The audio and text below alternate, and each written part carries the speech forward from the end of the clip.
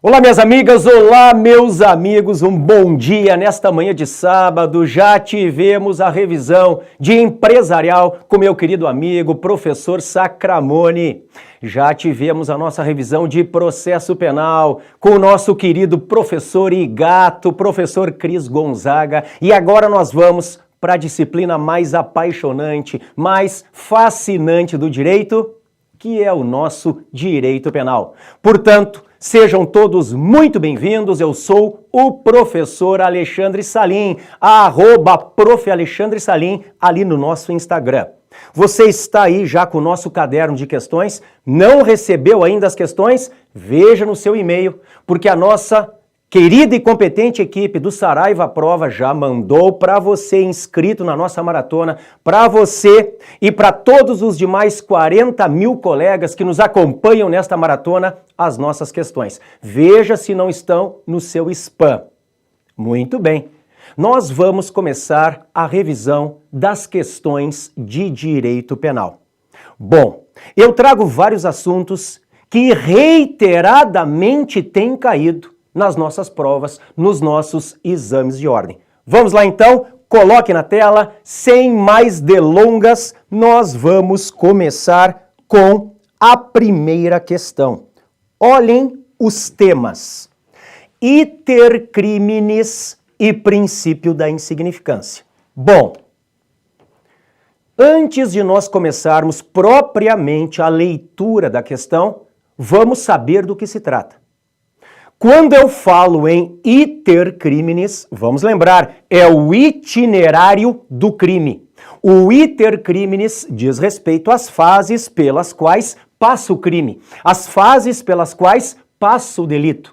Vamos recordar? São 4. A cogitação, a preparação, a execução e a consumação. E aí eu te pergunto, como regra, o agente ele é punido em qual das fases dentro do nosso direito penal? Lembrando de novo, cogitação, preparação, execução e consumação. Na cogitação eu decido praticar o crime. Por exemplo, eu quero matar a vítima, decidi como é que eu vou fazer para executar o crime. Na preparação, nós temos atos necessários à execução. Então, eu decidi praticar o homicídio e preparação, comprei a arma. Na execução, eu começo a ofender o bem jurídico tutelado, então eu dou o tiro na vítima, a qual cai morta, consumação. Crime consumado está definido no artigo 14, inciso 1º do Código Penal. E crime tentado está definido no 14, inciso 2º do Código Penal. Como regra, nós precisamos do início da execução. Esta é a regra no Brasil. Esta é a regra no direito penal brasileiro. Nós só vamos punir o agente quando do início dos atos executórios. Professor Salim, onde é que isto está escrito? Onde é que está disposto? No próprio Código Penal. O artigo 14, inciso 2º, ele diz que o crime é tentado quando, iniciada a execução, ele não se consuma por circunstâncias alheias à vontade do agente. Quando iniciada a execução. Então nós precisamos do início dos atos executórios. Este é o primeiro tópico. Agora, é a regra. E como toda regra, nós temos exceção. Por exemplo, lá na lei de terrorismo, vamos imaginar que venha terrorismo na sua prova. O terrorismo está definido na Lei 13.260 de 2016. Repito, 13.260 de 2016. Pois bem, o artigo 5º da Lei de Terrorismo pune atos preparatórios de terrorismo. Como toda regra, nós temos exceção. Portanto, cogitação, preparação, execução e consumação. Como regra, nós começamos a punir o agente quando do início da execução. Agora, há exceções. Porque, por vezes, os atos preparatórios são crimes autônomos. Coloque na tela. E assim nós começamos a leitura da primeira questão, uma questão que foi cobrada no exame 27º. O Thales, desempregado, decide utilizar o seu conhecimento de engenharia para fabricar máquina destinada à falsificação de moedas. Ao mesmo tempo, ele pega uma moeda falsa de R$3 e, com um colega também envolvido com falsificações, tenta colocá-la em livre circulação, para provar o sucesso da empreitada. Ocorre que aquele que recebe a moeda percebe a falsidade rapidamente, em razão do valor suspeito, e decide chamar a polícia, que apreende a moeda e o maquinário já fabricado. É muito importante, então, que você lembre que a máquina já foi fabricada. O maquinário já foi fabricado. O Thales é indiciado pela prática de crimes e, já na delegacia, liga para você na condição de advogada ou advogado para esclarecimentos sobre a tipicidade de sua conduta. Considerando as informações narradas em conversa sigilosa com seu cliente, você deverá esclarecer que a conduta de Thales configura: letra A. Atos preparatórios, sem a prática de qualquer delito. Letra B. Crimes de moeda falsa e de petrechos para falsificação de moeda. Letra C. Crime de petrechos para falsificação de moeda apenas. E letra D. Crime de moeda falsa apenas em sua modalidade tentada. É interessante que a banca FGV aqui, ela trouxe a questão dos R$3. Uma moeda de R$3. Por que eu falo é interessante? Porque é exatamente o exemplo que eu uso durante as nossas aulas. Muito antes desta questão, eu já te alertava, você que esteve comigo durante as nossas aulas, aqui no Saraiva Prova, eu já te alertava, cuidado com a cédula ou com a moeda de R$3. Por quê? Porque não existe. Se não existe, é uma falsificação grosseira. E se é uma falsificação grosseira, configura crime impossível. Configura crime impossível. Então, muito cuidado com isto. Olha só, a banca FGV está querendo te induzir a erro, dizendo R$3 é insignificante, para que você aplique o princípio da insignificância. Não, cuidado! O princípio da insignificância, ele não é aplicado no crime de moeda falsa. Por quê? Porque no crime de moeda falsa, o que se protege, o que se tutela preponderantemente não é o patrimônio, é a fé pública, é a confiança das pessoas na circulação do nosso dinheiro. Portanto, o argumento não é o princípio da insignificância em relação à moeda falsa. O argumento é o crime impossível. Pense comigo, não existe cédula de R$3. Se não existe cédula de R$3, nós vamos aplicar crime impossível pela falsificação grosseira. O crime impossível, minhas amigas e meus amigos, ele exclui a tipicidade. Ele está no artigo 17 do Código Penal. Ele pressupõe ou a ineficácia absoluta do meio de execução, ou a impropriedade absoluta do objeto. Como é que é, professor? Vamos lá, então. O artigo 17 do Código Penal nos traz o crime impossível. O crime impossível, ele pode ocorrer ou quando há uma ineficácia absoluta do meio de execução. O meio de execução utilizado pelo agente, ele é ineficaz, absolutamente inidôneo. Ele não tem como produzir qualquer resultado lesivo.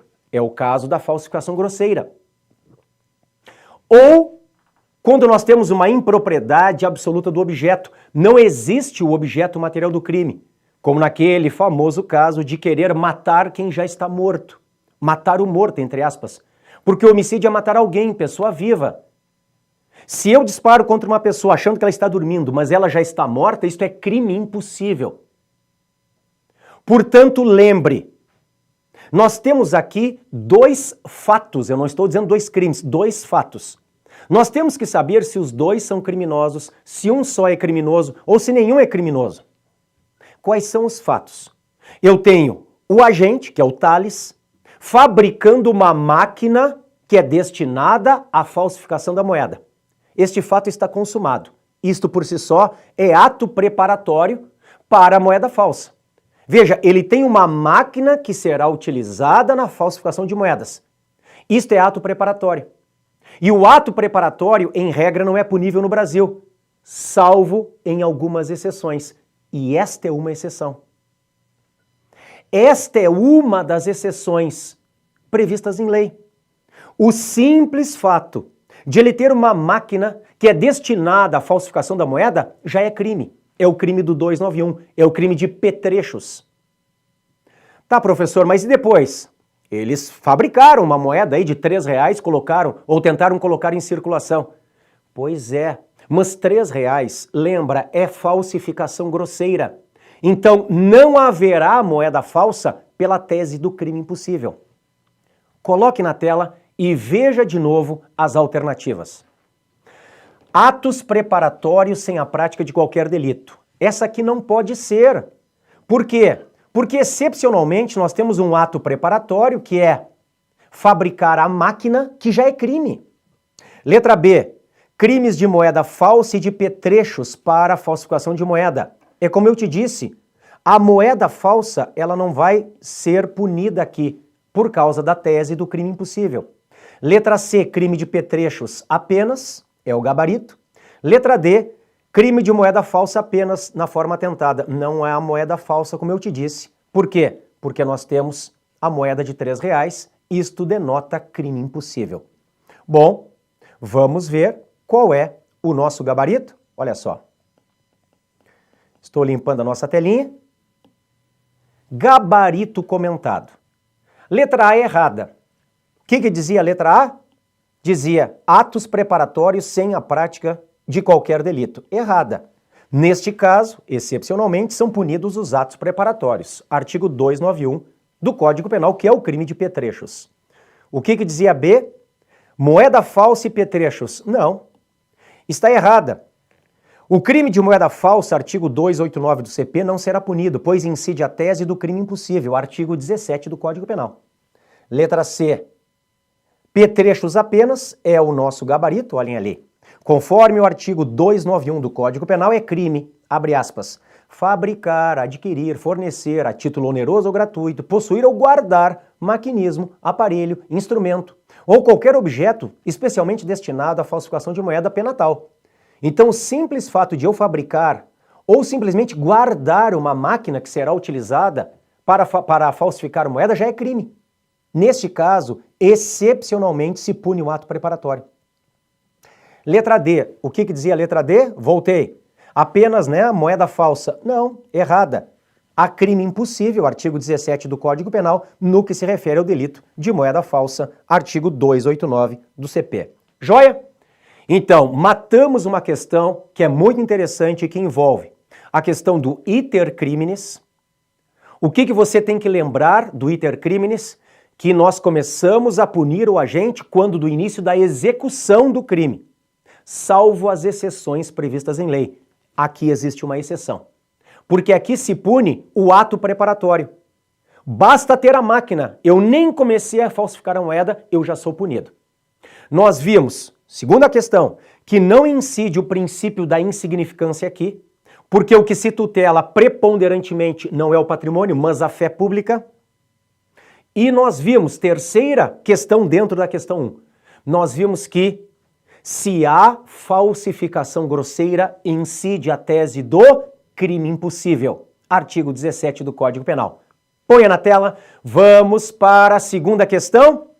Muito bem, e não esqueça, se você perdeu a nossa aula de revisão teórica, não se preocupe, por quê? Porque a nossa mega super aula de revisão teórica está disponível. Onde? Lá no YouTube do nosso Saraiva Prova, tá tudo lá. A equipe toda mobilizada, te ajudando a superar esta primeira fase. Vamos juntos e vai dar certo. Vem comigo, põe na tela, vamos para a próxima questão. Olha só. Esta segunda questão, ela envolve feminicídio e lei penal no tempo. Bom, feminicídio, o que você tem que lembrar? Que feminicídio é uma qualificadora do homicídio. Você tem que lembrar que não basta matar mulher. Matar mulher é femicídio, e isto por si só não qualifica o crime. O que qualifica o crime é matar mulher em face de certas razões. A lei fala razões da condição de sexo feminino. Então o que qualifica não é o femicídio, é o feminicídio. E essas razões são ou a violência doméstica e familiar contra a mulher, ou o menosprezo ou a discriminação à condição de a vítima ser mulher, ou uma ou outra. Elas estão no artigo 121, parágrafo 2º-A do Código Penal. Então nós verificaremos agora o feminicídio com a aplicação da lei penal no tempo. O que você tem que lembrar para esta questão em termos de aplicação da lei penal no tempo? Que se eu tenho uma lei penal posterior mais benéfica, ela retroage, porque ela é mais benéfica. Agora, se eu tenho uma lei penal posterior mais prejudicial ao réu, ela não retroage. Artigo 5º, inciso 40 da Constituição, a lei penal não retroagirá, salvo para beneficiar o réu. Salvo para beneficiar o réu. A lei só pode retroagir para beneficiar, nunca para prejudicar. Este é o âmago, é o núcleo da questão 2. Na tela, vamos começar a ver esta questão do exame 27.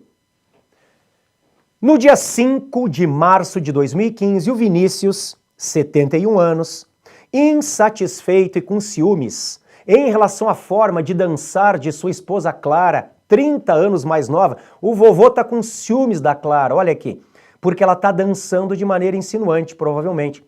Ele, o que ele faz? Ele efetua disparos de arma de fogo contra ela, com a intenção de matar. Arrependido, após acertar 2 disparos no peito da esposa, Vinícius a leva para o hospital, onde ela ficou em coma por uma semana. No dia 12 de março de 2015, porém, Clara veio a falecer, em razão das lesões causadas pelos disparos de arma de fogo. Ao tomar conhecimento dos fatos, o MP ofereceu denúncia em face de Vinícius, imputando-lhe a prática do crime previsto no artigo 121, que é o homicídio, parágrafo 2º, inciso 6º, que é o feminicídio, do Código Penal, uma vez que, em 9 de março de 2015, foi publicada a Lei 13.104, que previu a qualificadora antes mencionada, pelo fato de o crime ter sido praticado contra a mulher por razão de ser ela do gênero feminino. Durante a instrução da primeira fase do procedimento do Tribunal do Júri, antes da pronúncia, todos os fatos são confirmados, pugnando o MP pela pronúncia nos termos da denúncia. Em seguida, os autos são encaminhados ao advogado ou à advogada de Vinícius para manifestação. Considerando apenas as informações narradas, a advogada ou o advogado de Vinícius poderá, no momento da manifestação, para a qual foi intimado, pugnar pelo imediato, letra A, reconhecimento do arrependimento eficaz. Letra B, afastamento da qualificadora do homicídio. Letra C, reconhecimento da desistência voluntária. Letra D, reconhecimento da causa de diminuição de pena da tentativa. Bom, você tem que lembrar que existe o Instituto da Tentativa Abandonada. Tentativa abandonada está no artigo 15 do Código Penal. É aquilo que eu te ensino durante as minhas aulas. É a ponte de ouro dentro do direito penal. Por que ponte de ouro? Porque se monta, se arma uma ponte para o agente voltar à legalidade. A ponte de ouro, a tentativa abandonada, é o gênero para a desistência voluntária e o arrependimento eficaz. Na desistência voluntária, o agente desiste de prosseguir na execução. Ele pode, mas não quer. Ele pode prosseguir na execução, mas não quer. Ele desiste voluntariamente.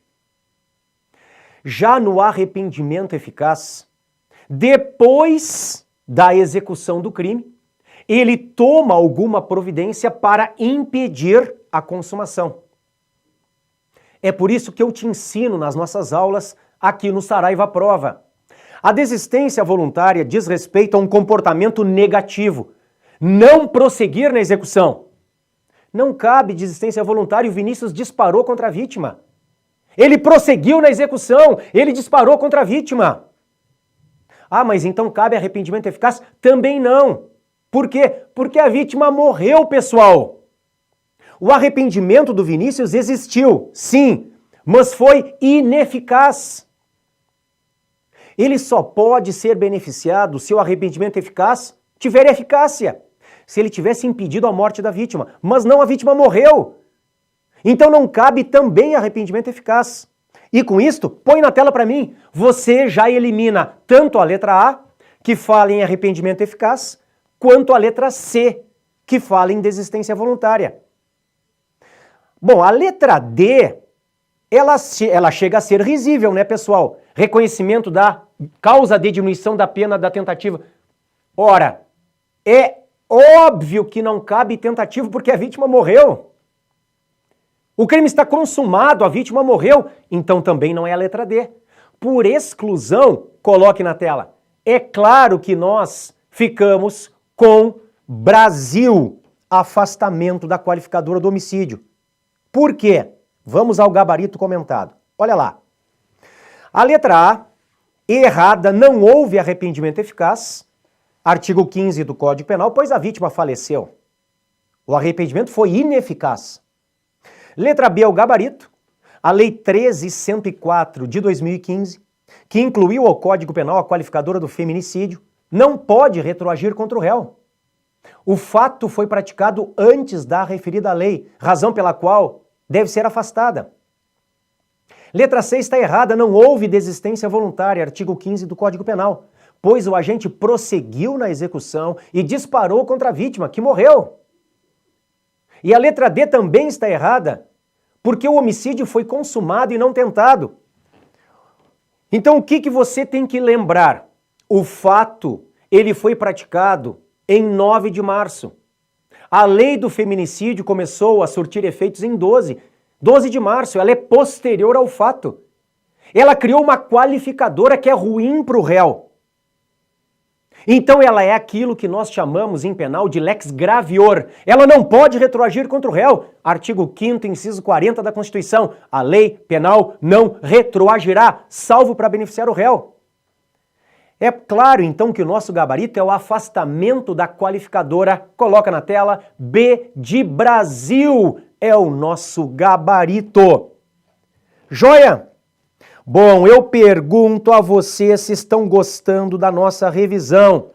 E o que estão achando das nossas aulas? O que estão achando? Seja da revisão de conteúdo, seja aqui das questões, da resolução de questões. Estão gostando? Então vamos trocar, vamos conversar, trocar ideias aí nas redes sociais, vamos interagir. Entrem ali no Instagram do nosso Saraiva Prova, @SaraivaProva. Deixa o seu recadinho, diga o que você está achando. Vem conosco, nós vamos te ajudar a passar nesta primeira fase. Joia?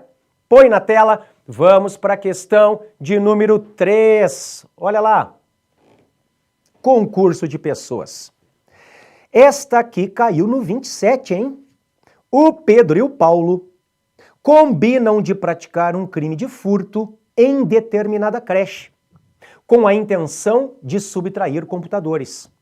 O Pedro, então, sugere que o ato seja praticado em um domingo, quando o local estaria totalmente vazio e nenhuma criança seria diretamente prejudicada. No momento da empreitada delitiva, o Pedro auxilia o Paulo a entrar por uma janela lateral e depois entra pela porta dos fundos da unidade. Já no interior do local, eles verificam que a creche estava cheia em razão de comemoração do Dia das Mães. Então, o Pedro pega um laptop e sai de imediato pela porta dos fundos. Mas o Paulo, que estava armado sem que o Pedro soubesse, anuncia o assalto e subtrai bens e joias de crianças, pais e funcionários. Captadas as imagens pelas câmeras de segurança, Pedro e Paulo são identificados e denunciados pelo crime de roubo duplamente majorado. Com base apenas nas informações narradas, a defesa de Pedro deverá pleitear o reconhecimento da... Então, o Pedro quem é? O Pedro é aquele que não usou a arma. Aliás, o Pedro nem sabia, olha lá, sem que Pedro soubesse. O Pedro não sabia que o Paulo estava armado. Então veja, o Pedro já havia saído da creche. O Paulo fica, anuncia o assalto e subtrai os bens. O que o Pedro queria? O Pedro, ele queria furto. O que o Paulo acabou praticando? O Paulo acabou praticando roubo. Essa questão ela é super legal, pessoal. Por quê? Porque ela envolve o concurso de pessoas. Nós temos que lembrar, e nós vimos isto muitas vezes durante as nossas aulas aqui no Saraiva Prova, que dentro do Instituto do Concurso de Pessoas, uma teoria é a regra, ela se chama teoria monista. Teoria monista ou unitária ou igualitária. O que significa a teoria monista? Todos, sejam autores, coautores ou partícipes, todos respondem pelo mesmo e único crime. Todos respondem pelo mesmo e único crime. Há um só crime para todos. Esta é a regra. Agora, de novo, pessoal, como toda regra tem exceção. Existem exceções na parte geral e na parte especial. E aqui na parte geral, uma das exceções está aqui na questão, que é a famosa cooperação dolosamente distinta. Eu te pergunto o seguinte, no mundo real, nesta questão, foram praticados quantos crimes? Porque pensa, se você ler a questão novamente, você verá que o Pedro entrou, pegou o laptop, o Paulo tirou a arma, anunciou o assalto, pegou joias, etc. Houve um roubo à creche. Agora veja, o Pedro já havia saído. O Pedro sequer sabia que o Paulo estava armado. Se nós aplicarmos a teoria monista, não é justo para o seu cliente Pedro. Porque a teoria monista nos ensina que todos respondem pelo mesmo crime. Os dois responderiam em concurso de pessoas por roubo.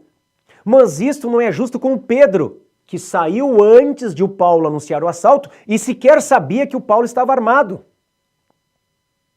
Então aqui, na verdade, nós teríamos que trabalhar com o artigo 29, no seu parágrafo 2º do Código Penal, com a tese da cooperação dolosamente distinta. Coloque na tela para mim. Vamos ver quais são as alternativas. Olha só. Deixa eu limpar a nossa telinha aqui. Pronto, fica melhor para você. Limpei toda a nossa telinha. Com base apenas nas informações narradas, a defesa de Pedro deverá pleitear o reconhecimento da letra A, participação de menor importância gerando causa de diminuição da pena. Não pode ser a letra A, minhas amigas e meus amigos. Não pode ser a letra A, por quê? Porque a participação de menor importância, que está na lei, é o parágrafo 1º do artigo 29 do Código Penal, ela pressupõe que os dois respondam pelo mesmo crime. Se os dois respondessem pelo mesmo crime, aí nós poderíamos reconhecer para o Pedro uma causa de diminuição de pena. Só que veja, mas aí o Pedro teria que responder por roubo também. E eu estou te dizendo que o Pedro não praticou roubo. Ele praticou furto. O Pedro não ameaçou ninguém. O Pedro não tinha arma e sequer sabia que o Paulo tinha arma. Esta tese da participação de menor importância, ela só pode valer quando os dois respondam pelo mesmo crime. Põe na tela, o que não é o caso. Então você já elimina a letra A. Letra B, cooperação dolosamente distinta. Tá correto. Vírgula, gerando causa de diminuição de pena. Não, não é isso aqui. A consequência não é esta. A consequência não é diminuir a pena. Qual é a consequência para o Pedro, minhas amigas e meus amigos? A consequência é o Pedro responder por outro crime, por um crime menos grave. E não pelo mais grave com a pena diminuída. Essa é a pegadinha, põe na tela, da letra B. Letra C, cooperação dolosamente distinta, correto. Gerando aplicação da pena do crime menos grave, joia, chegamos do gabarito. Letra D, participação de menor importância, como nós vimos, não é esta a tese. Bom, vamos aos nossos comentários? Olha lá. Letra A, errada. Não se trata de participação de menor importância. Artigo 29, parágrafo 1º do Código Penal. Mas de cooperação dolosamente distinta. Artigo 29, parágrafo 2º do Código Penal. Letra B, errada. Trata-se de cooperação dolosamente distinta. 29, parágrafo 2º. Mas não há causa de diminuição da pena, e sim responsabilização pelo crime menos grave. Letra C, o gabarito. De acordo com 29, parágrafo 2º, abre aspas, se algum dos concorrentes, quem? O Pedro. Se algum dos concorrentes quis participar de crime menos grave, é o Pedro. O Pedro queria furto. Ser-lhe aplicada a pena do furto, do menos grave. Essa pena será aumentada até metade na hipótese de ter sido previsível o resultado mais grave. O Pedro continua respondendo por furto. Letra D, não se trata de participação de menor importância, mas de cooperação dolosamente distinta, gabarito C de Canadá. Joia? Muito bem, minhas amigas e meus amigos. Não nos esqueçamos que o nosso dia de aulas aqui de resolução de questões está só começando. Fique aqui conosco, nos acompanhe o dia inteiro, porque depois da minha aula nós teremos ainda processo civil, nós teremos ainda direito civil, nós teremos ainda direito constitucional. Então fique conosco. Nós vamos te levar a esta vermelhinha da OAB na mão. Põe na tela para mim. E nós vamos para a questão de número 4. Violência doméstica, olha aí, e representação. Professor, violência doméstica significa Maria da Penha? Pode significar. Pode ser que nós estejamos diante da Maria da Penha, que é a 11.340 de 2006. Pode ser que nós, deixa eu arrumar aqui, ó. Deixa eu arrumar aqui a lei para que você possa ver. Pode ser que nós estejamos diante da Lei Maria da Penha, a Lei 11.340 de 2006, ou pode ser que nós estejamos diante do artigo 129, parágrafo 9º do Código Penal, que é o crime de lesão corporal no âmbito da violência doméstica. Professor, e a representação, hein? Bom, a representação é uma condição objetiva de procedibilidade. Procedibilidade. Uma condição objetiva de procedibilidade, ou seja, determinados crimes, minhas amigas e meus amigos, não podem ser processados pelos promotores se não houver representação. Você sabe que eu sou promotor criminal, então nós recebemos alguns crimes da polícia e eu tenho que ver. Que crime é? Deixa eu ver. Ah, é ameaça. A ameaça, por exemplo, é um crime que exige representação. A lesão leve exige representação.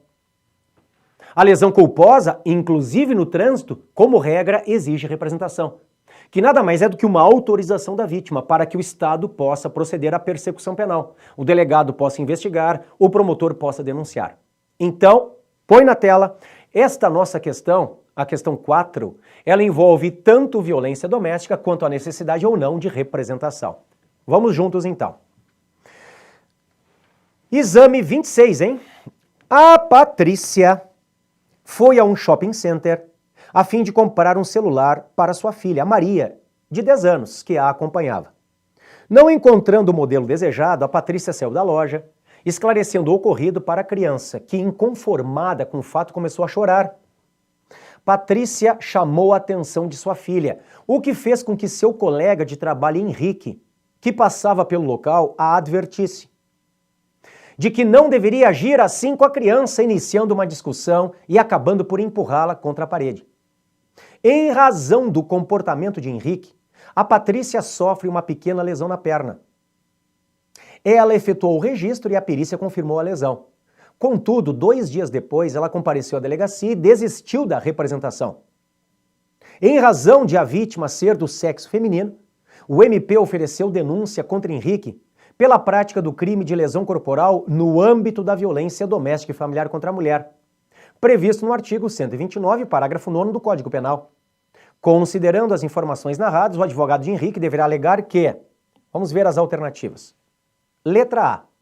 Apesar de o crime ser de lesão corporal no âmbito da violência doméstica e familiar contra a mulher, será cabível, em caso de condenação, a substituição da pena privativa de liberdade por restritiva de direitos. Letra B.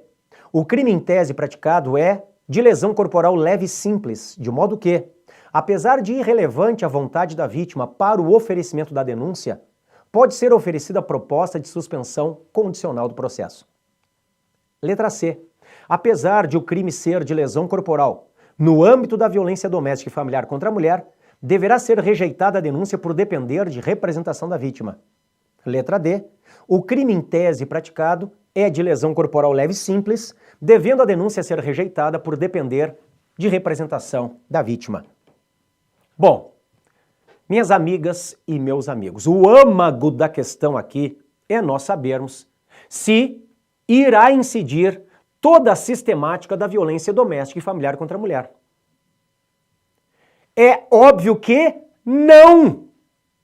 É óbvio que não!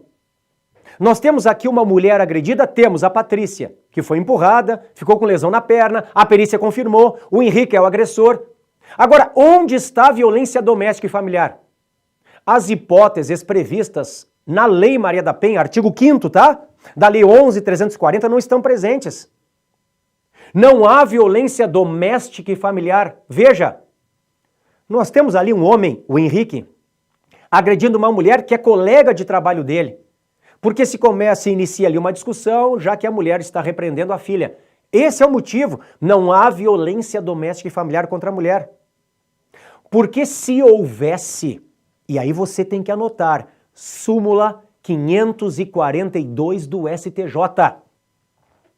A súmula 542 do STJ diz que se há violência doméstica e familiar contra a mulher, todos os casos de lesão corporal são de ação pública incondicionada.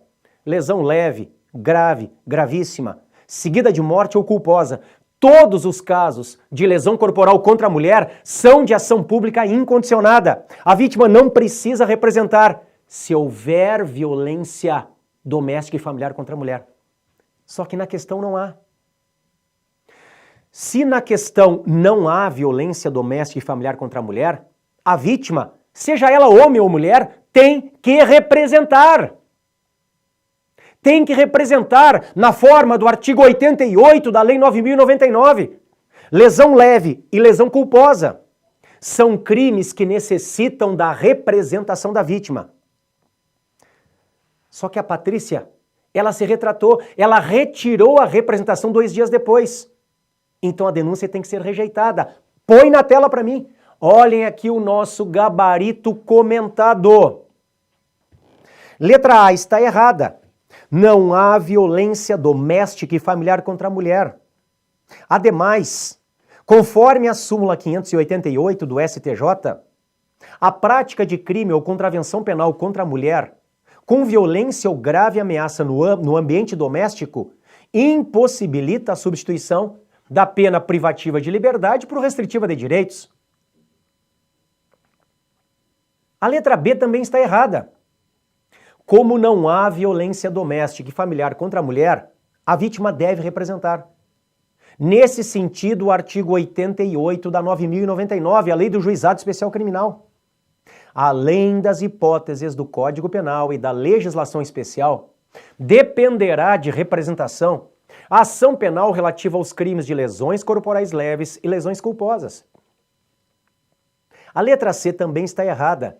Não há violência doméstica e familiar contra a mulher.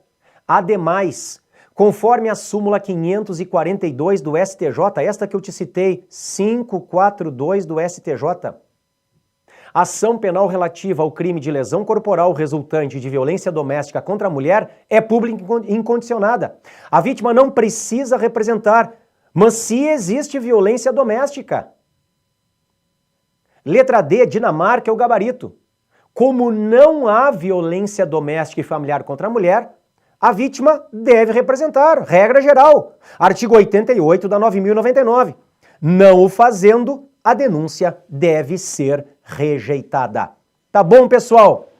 Vamos lá, então, continuar a nossa aula de resolução de questões. E se você perdeu a nossa aula de revisão, de conteúdo, de teoria, vá lá no YouTube do Saraiva, a prova tá tudo ali.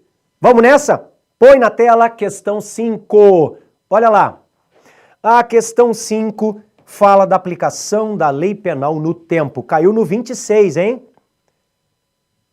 O Jorge foi condenado definitivamente pela prática de determinado crime e se encontrava em cumprimento dessa pena. Ao mesmo tempo, João respondia a uma ação penal pela prática de crime idêntico ao cometido por Jorge. Durante o cumprimento da pena por Jorge e da submissão ao processo por João, foi publicada e entrou em vigência uma lei que deixou de considerar as condutas dos dois como criminosas. Ao tomarem conhecimento da vigência da lei nova, João e Jorge o procuram, como advogado, para a adoção das medidas cabíveis. Com base nas informações narradas, como advogado de João e de Jorge, você deverá esclarecer que a aplicação da lei penal no tempo. O que nós acabamos de ver? Se eu tenho uma lei nova que entra em vigor, uma lei posterior que é mais benéfica, retroage. Se a lei nova é mais prejudicial, não retroage. Aqui eu tenho uma lei nova mais benéfica. Pouco importa se nós estamos diante do réu A, que já está cumprindo a pena porque já foi condenado de forma irrecorrível, ou do réu B, que está respondendo o processo.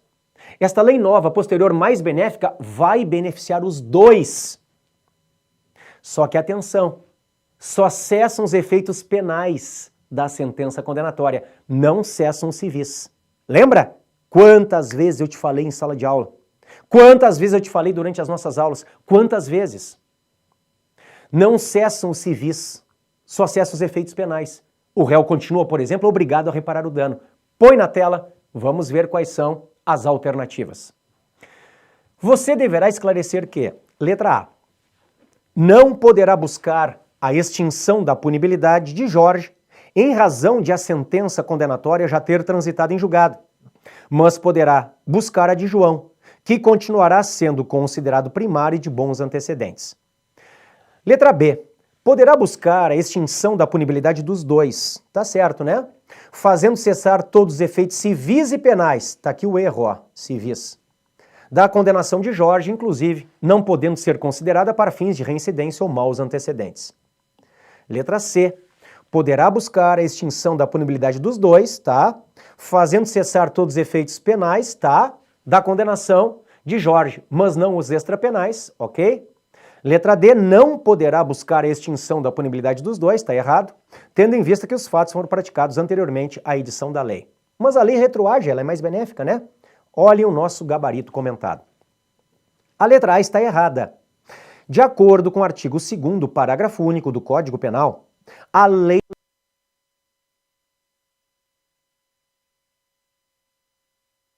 posterior que, de qualquer modo favorecer o agente, aplica-se aos fatos anteriores ainda que decididos por sentença condenatória transitada em julgado.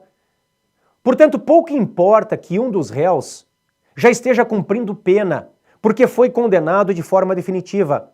Ele também é beneficiado pela lei nova mais benéfica. A letra B está errada. Somente cessam os efeitos penais da sentença condenatória, mas não civis. Nesse sentido, o artigo 2º caput do Código Penal.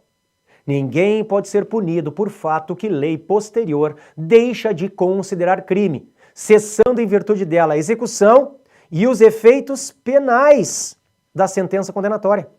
Só os penais, não cessam os extrapenais, não cessam os efeitos civis, portanto.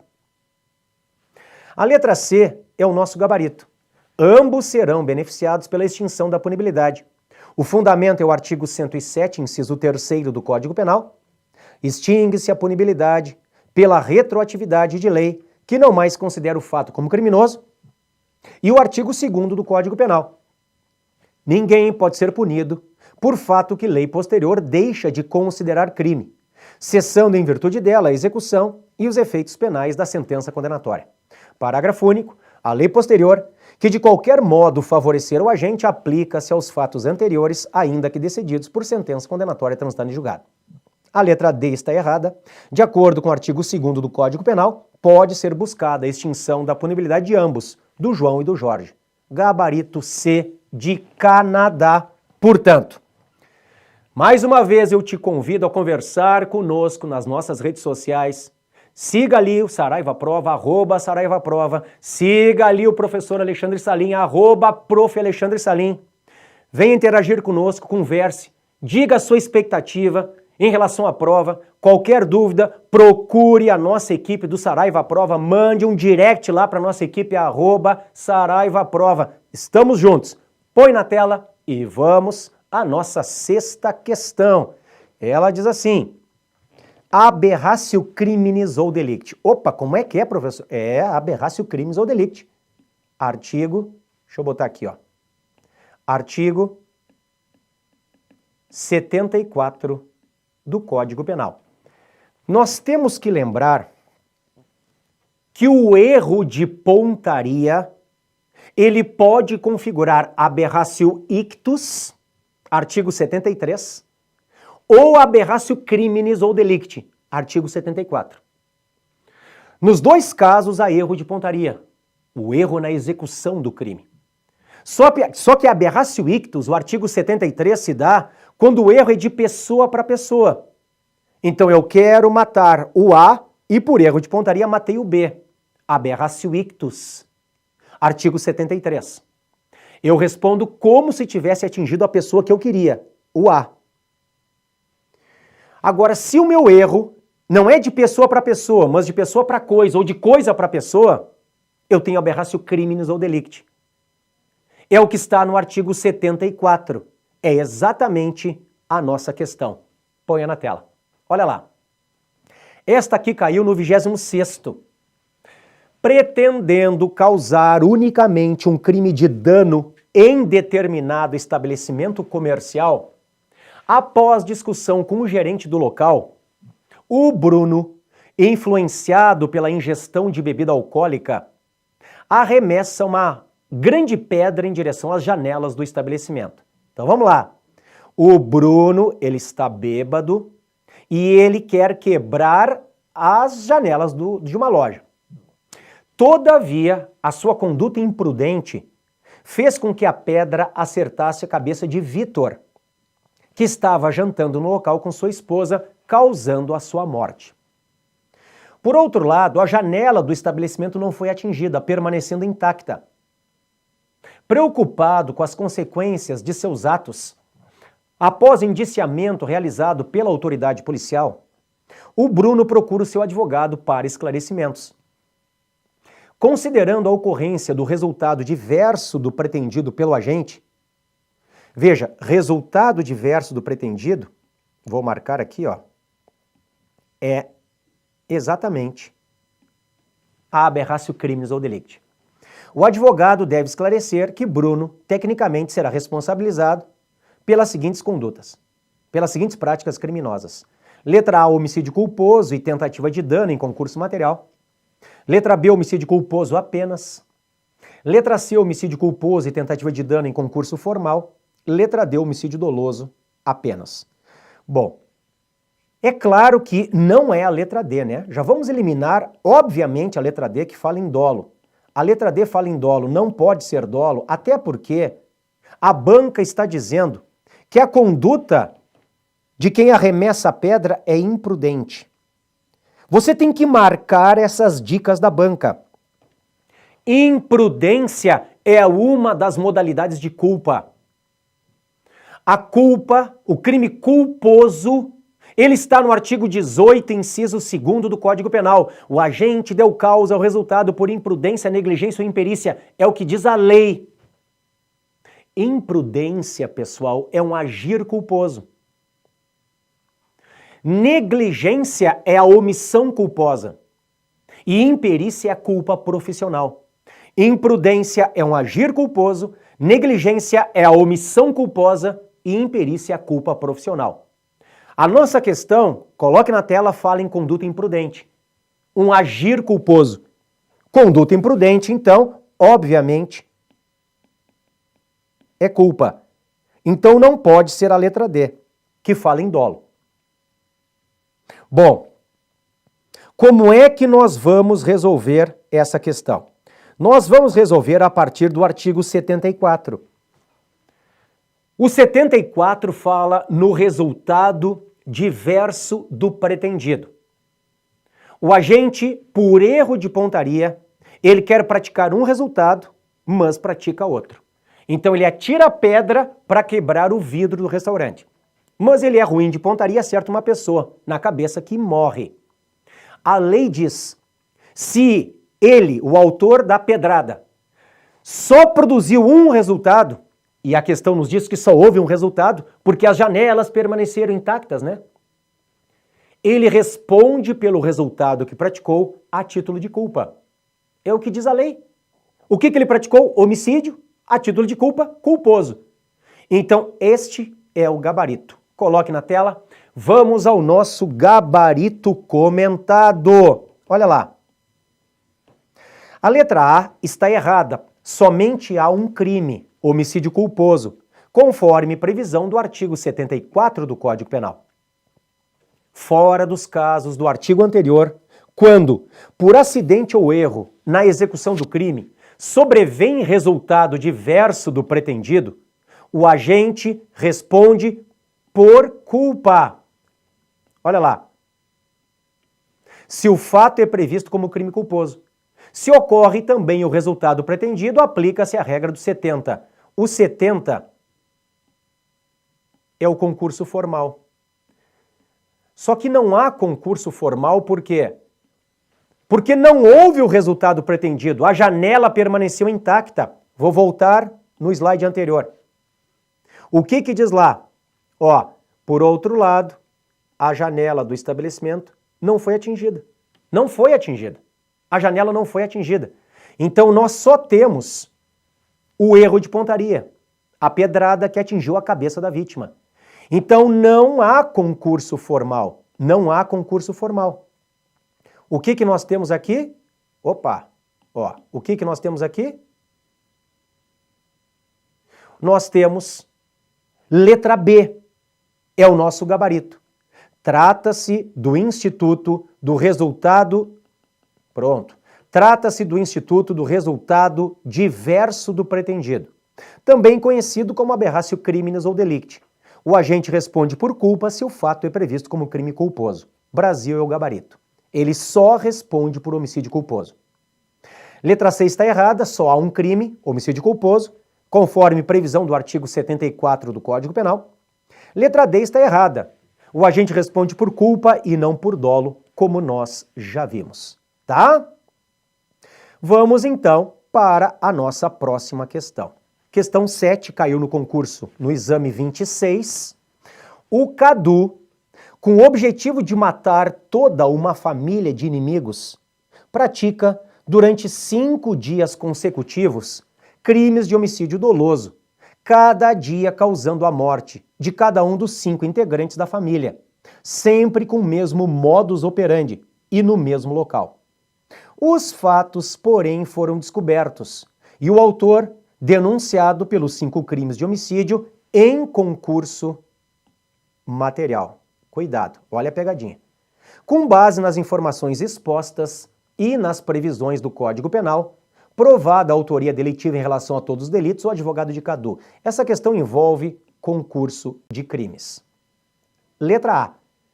Não poderá buscar o reconhecimento da continuidade delitiva. Continuidade delitiva está no artigo 71 do Código Penal. É o crime continuado.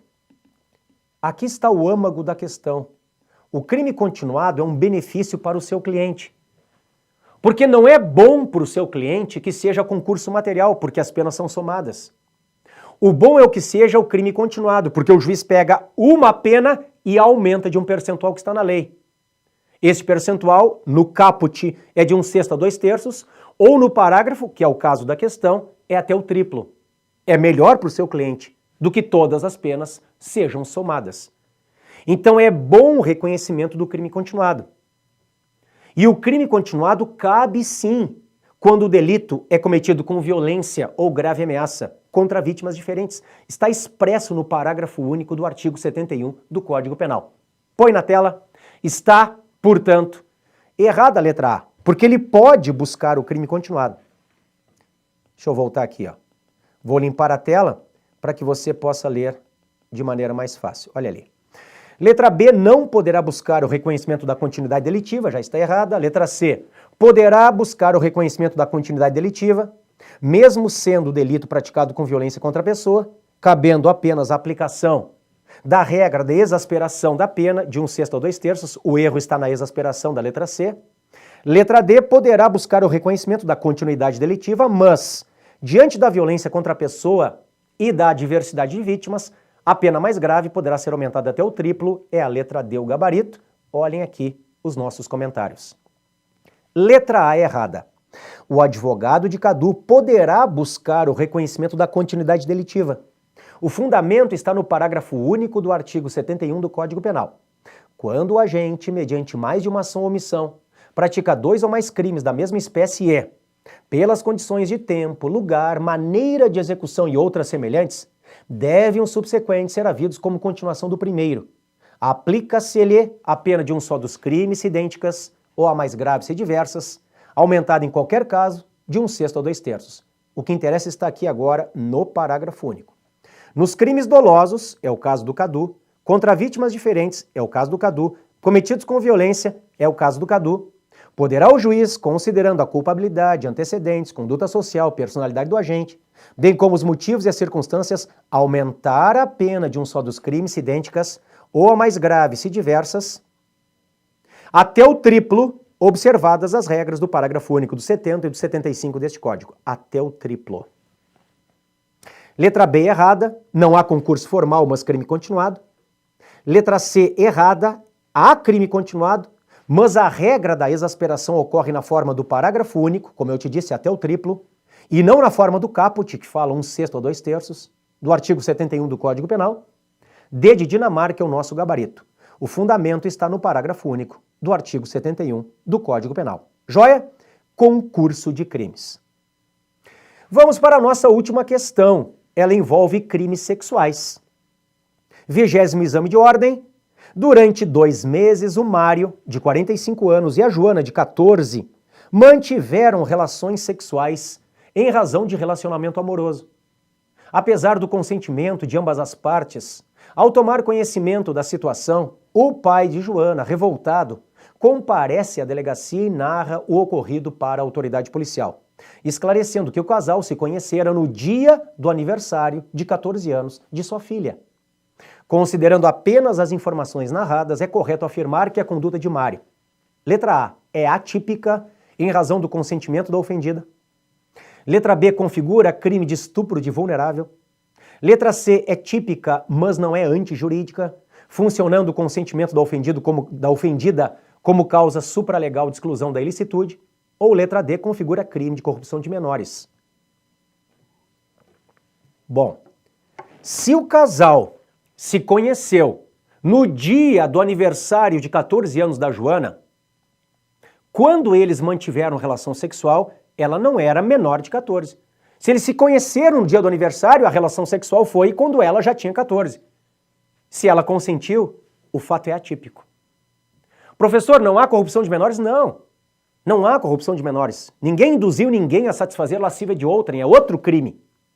A questão é se existe estupro de vulnerável ou não. Não, porque a vítima não é vulnerável. Coloque na tela, vamos ao gabarito comentado. Olha lá. A letra A, a Argentina é o gabarito. Como a vítima já havia completado 14 anos, poderá dar o seu consentimento de forma válida. Trata-se, portanto, de um fato atípico. Atípico, não típico. A letra B está errada. Não há estupro de vulnerável. Artigo 217-A diz assim: ter conjunção carnal ou praticar outro ato libidinoso com menor de 14. A vítima não era menor de 14. Letra C errada. Não se trata de exclusão da ilicitude ou antijuridicidade, mas da própria tipicidade. O fato é atípico, não existe crime. Letra D errada. Não há corrupção de menores. O crime de corrupção seria induzir alguém menor de 14 a satisfazer a lascívia de outrem. A vítima não foi induzida a satisfazer a lascívia de terceiro. Então lembre, o fato é atípico. Aqui nós temos que cuidar a súmula 593 do STJ e também o parágrafo 5º do artigo 217-A do Código Penal. Parágrafo 5º que foi acrescentado no fim do ano de 2018.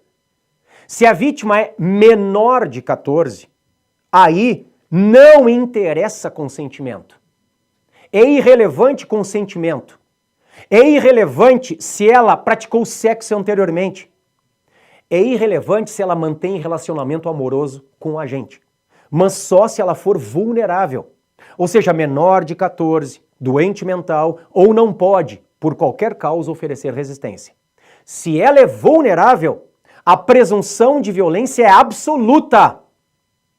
Se ela é menor de 14, não interessa o consentimento. Existe o crime. A pegadinha, coloca na tela, é que aqui ela não é menor de 14, então não existe crime. Tá? Bom, com isso, nós encerramos a resolução de questões aqui em direito penal. Mas este nosso dia de maratona está só começando, vem a parte dos colegas do direito privado, aí processo civil, direito civil. Se você está gostando, venha interagir conosco. Fale lá conosco no Instagram, @SaraivaProva, fale comigo, me siga lá no @Prof. Alexandre Salim. Estamos juntos e vai dar certo. Desejo a todos bons estudos e, como sempre, aquele abraço!